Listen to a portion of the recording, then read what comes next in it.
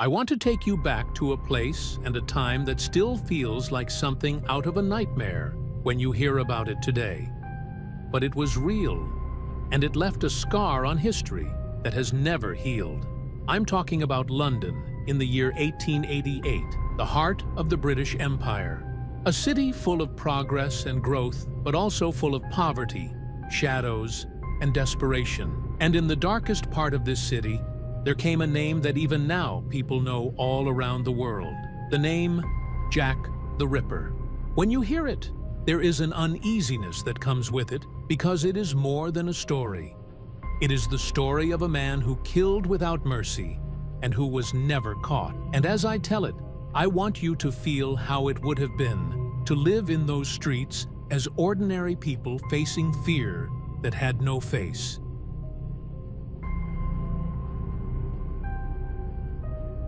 The story begins in Whitechapel, the East End of London. This was not the part of the city that showed off wealth or power. It was overcrowded with families struggling to survive, small rooms rented to too many people, alleys filled with dirt and darkness, and the sound of footsteps echoing at night. Here, women who had nothing left often turned to the streets just to make enough money for food or a bed for the night. Life was cruel and unsafe already. But then, something entered this world that turned fear into something greater. Someone who hunted these women and who did it in a way the city had never seen before.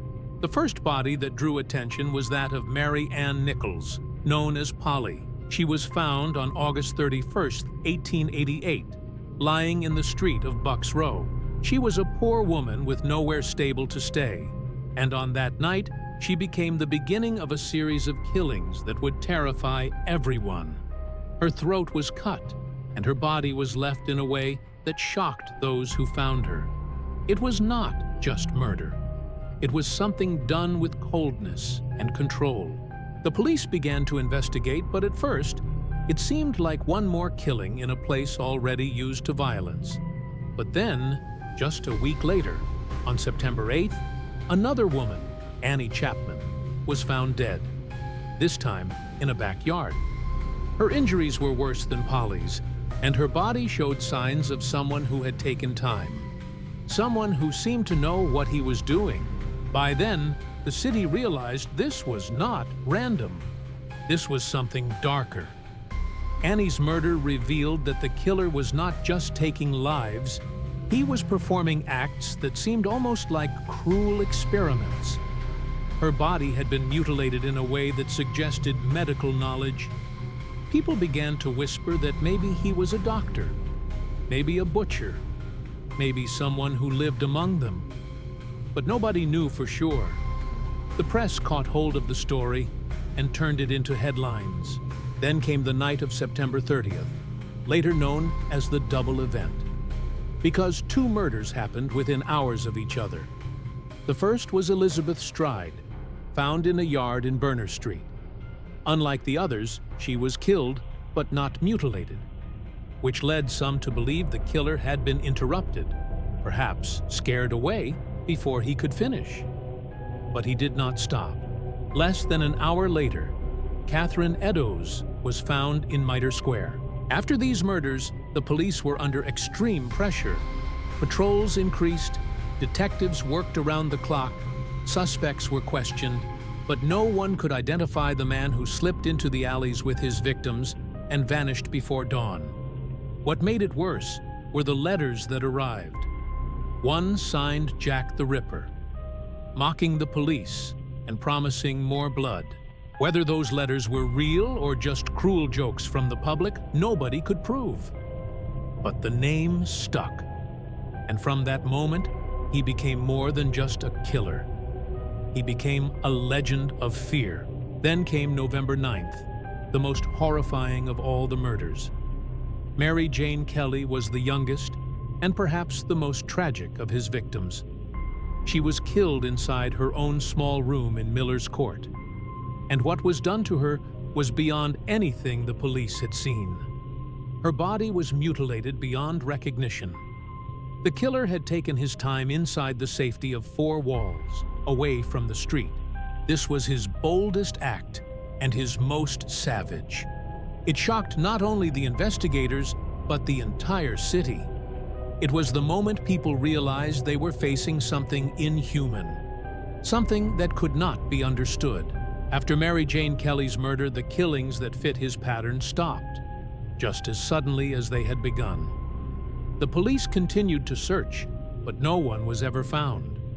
No man was ever brought to justice. And over time, theories began to spread. Some believed he had died. Others thought he left London and started again elsewhere. Some even believed he was a man of power, protected by status and influence. But the truth is that no one ever knew. And that is why Jack the Ripper is not only remembered as a killer, but as the greatest unsolved mystery of crime. The suspects over the years were many: doctors, surgeons, butchers, sailors, even writers and aristocrats.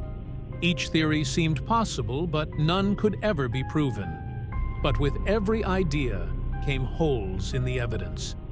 Nothing solid enough to close the case. And so, the mystery only grew larger. For the people of Whitechapel in 1888, the fear was real. Women were terrified to walk the streets alone. Families locked their doors earlier at night, and men looked over their shoulders wondering if the shadow behind them might be him. The fog, the narrow alleys, the flickering gas lamps all became symbols of danger. Even the police felt powerless. The Ripper had humiliated them and left them chasing shadows. What makes this story last, even now, more than a century later, is that mix of horror and mystery. Jack the Ripper was not just a killer. He was a figure who turned London upside down. He left wounds that never healed, and his true face was never seen. When you walk through Whitechapel today, you will find tours and plaques and stories told again and again. Because the legend still lives on.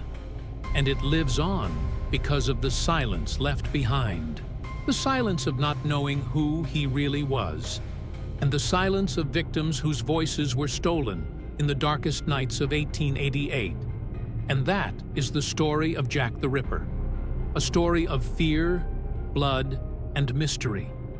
A story that feels like something out of nightmare, but was real. And it continues to haunt because in the end, the scariest part is that he was never caught and may have lived the rest of his life as just another ordinary man lost in the crowd.